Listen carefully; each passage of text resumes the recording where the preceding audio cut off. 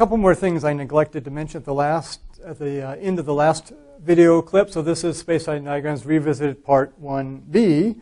And that is, here's our diagram again. And we have a light beam. Say we're measuring, first of all, x in light years. T then is assumed to be in years here. And we can confirm that because we see that this world line here, v equals c.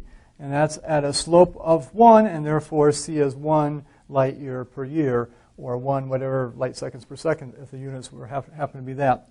And then I've drawn a couple other green lines in here. As you can see, we've got v equals 0.5 c, v equals essentially 1/3 c.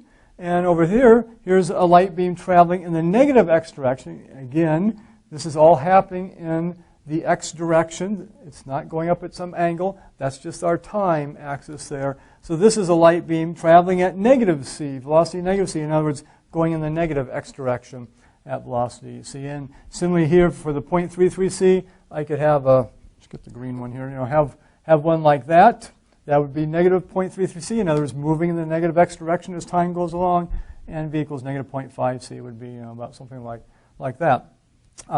Another thing to note here before we get to this red line is that when we have diagrams like this, and we're talking about the fact that nothing can go faster than the speed of light, and that'll actually be a topic for later on this week. We'll explore that a little bit more, what might happen if things can go faster than the speed of light. What that means is we're never going to have any world lines that are sloped less than the v equals c line here. Because if I have a line here, with going off this way, that means that object is traveling faster than the speed of light. It's going a certain distance x within a certain time t faster than a light beam can go. And so all the lines we see are going to be in this region here between v equals c going that way and v equals negative c going that way. And so you'll see them typically angled like that, like 0.5 c, 0.33 c. Note that quote-unquote normal everyday velocities would essentially be vertical lines. If this is 1 light year, right, that's billions of kilometers, and therefore it would take, if you think about it, that for a year even, if t was a year here, 2 years, 3 years, you'd just go slightly over on the x-axis. Okay, so we're talking about astronomical speeds here, speeds going at appreciable fractions of the speed of light in our examples. Okay, then finally, what about this red line? Well, think about this a minute. If I said, okay, this is the world line of something, describe to me what it's doing. Okay, we say, well, at t equals 0 here, it's at x equals 3, so the 3 light year mark. And then as time goes on, it's clearly moving to the left because the line is sloped in that direction. And so here it's at t equals 0, it's at x equals 3. At t equals 1, it looks like it's about, well, let's see. Let's call it t equals 2 here. It looks like it's moved over 1 light year to the left. Okay? And then at t equals 3, maybe it's moved over another light year, just roughly speaking. I didn't draw it exactly to scale there in terms of a certain slope and certain velocity therefore. But the key point here is it's an object moving to the left. It's clearly not going, it's clearly going less than the speed of light because the slope is greater than 1. Again, you'll never have, if this is a slope 1 and this is actually slope negative 1, you'll never have any slopes here that are less than 1. You'll also have slopes for world lines of objects that are greater than 1. And just by inspection, we can see, yes, that's greater than 1. It's going pretty fast, but not as fast as the speed of light. And it's moving in this direction, in the negative x direction. Key point here, though, that I want to point out is, look where these intersection points are. And essentially what this is saying is, this is an object that at x equals 0 starts out at 3 light years and then starts moving toward the left in the negative x direction.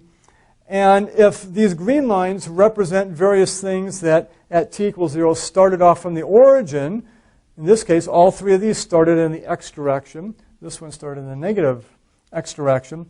When you have the intersection of 2 world lines, that means those 2 objects inhabit that space-time point at the same time.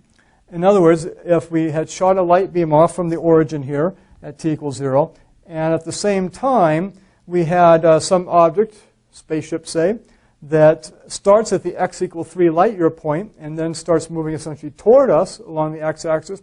Somewhere in between, those two objects would meet. The spaceship would run into the beam of light. So the spaceship is coming this way, as the red line indicates. Our beam of light is going that way, and at a certain point they would meet. This is the meeting point right here. It tells us what time those two objects met and at what x value in between there. Same thing, say, for this object here, v equals 0.5 c. That means we shoot it off from the origin at 0.5 c, heading in that direction. This object here, at t equals 0, started off heading towards us at a certain velocity. And the two objects met, if they were two spaceships, hopefully not head-on, but pass by each other right at this point here. Because that means they inhabited the same space-time point. They were at the same location at the same time. And again, hopefully on slightly different tracks there. And then similarly up here. So this object here, our third object, started off at a slower velocity, 0.33 c, not 0.5 c. So this object here will clearly catch the incoming spaceship first. We'll meet up with the incoming spaceship first. And then the second outgoing spaceship, say the one going 0.33 c, takes a little bit longer, but eventually they meet up as well.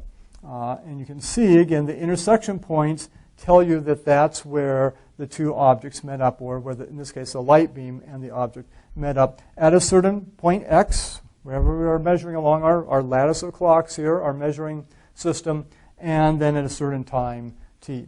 So when we have multiple world lines on a diagram and they intersect each other, then we know those two objects essentially occupy the same point in space and time at that given instant. And if they're spaceships or something, they could even collide with each other in that case. I mean, technically they would collide with each other, but we'll assume maybe our measuring system isn't so fine that they couldn't just pass by each other very nicely, so we don't have any accidents and things like that. Okay, so a little bit more space-time diagrams. In the next video clip, we're going to look at different ways we can actually do some plotting and sort of strange ways to do it. It'll be very unusual. It'll seem strange, but we'll find later on that it'll make a lot of sense for us to do it this way.